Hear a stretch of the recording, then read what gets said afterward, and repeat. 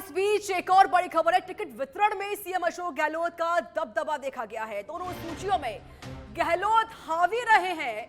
निर्दलियों को भी टिकट दिलाने में गहलोत सफल रहे हैं, क्योंकि जो बगावती सुर देखे जा रहे थे अब वो शायद शांत हो सकते हैं। दोनों लिस्ट में पायलट खेमे से 7 नेताओं को टिकट मिले हैं। पायलट का जिक्र जब कभी भी होता है तो हमेशा एक नाम, एक हमेशा चीजें ही दिमाग में आती कि भाई जो बगावती है, क्योंकि जाहिर 2020 में आपको पता ही होगा पूर्व डिप्टी सीएम भी रह चुके हैं सचिन पायलट, लेकिन 2020 में बगावती सुर देखे गए थे और उसके बाद जो तकरार है वो कम नहीं हुई थी। हालांकि मंच पर सब एक साथ थे, लेकिन अंदर जो दूरियां हैं वो कम नहीं हुई थी। अब शायद वो दूरी अभी भी कम नहीं हुई है। हालांकि सचिन पायलट कहते तो नजर आते कि भाई आप दूरियां मत देखिए, आप सिर्फ हमारी पार्टी को देखिए। विशेष संवाददाता दिनेश ढांगी मेरे साथ लगातार जुड़े हुए हैं। वो पल पल की अपडेट आप तक पहुंचा रहे हैं, पल पल की खबर हम आपको दे भी रहे हैं। सच पे धड़क, पल पल की जानकारी आप तक पहुंचा रहा है दिनेश।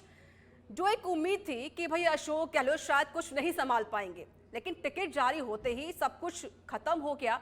यानी कि दोनों लिस्ट में उन्होंने, चाहे पायलट खेमे की बात की जाए या अन्य लोगों की बात की जाए, दबदबा जरूर देखा गया है अशोक गहलोत का। दिनेश जी देखिए, दोनों ही पक्ष है पिछले दिनों से बहुत प्यार और मोहब्बत की बातें आपस में कर रहे हैं, एकजुटता की बातें कर रहे हैं और उनके समर्थक भी कह रहे हैं कि अब कोई खेमेबाजी नहीं है। जो टिकट दिए गए वो कांग्रेस पार्टी की टिकट है। लेकिन सियासी नजरिए से हम इसका विश्लेषण करें तो जो अब तक 76 उम्मीदवारों का ऐलान हुआ है रीचा, उनमें अशोक गहलोत का पूरी तरह से दबदबा देखा गया। अधिकतर उनकी खेमे के टिकट यहाँ पर बंटे हैं, या फिर कह सकते हैं जो कांग्रेस पार्टी से लंबे समय से जुड़ा हुआ किसी खेमे से नहीं आता। वही पायलट सही उनके खेमे से 7 विधायकों को टिकट मिला है।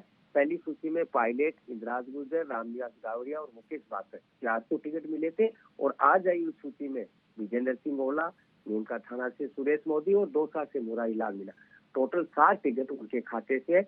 और जो 6 निर्दलीय विधायक है जो सरकार बचाने के संकट में डटे रहे, सरकार के साथ रहे, उनको अशोक गहलोत टिकट दिलाने में कामयाब रहे। और वहां से टिकट भी सचिन पायलट की बीजेपी जैसे दुद्दू से बाबूलाल नागर अशोक गहलोत से बेहद करीबी है।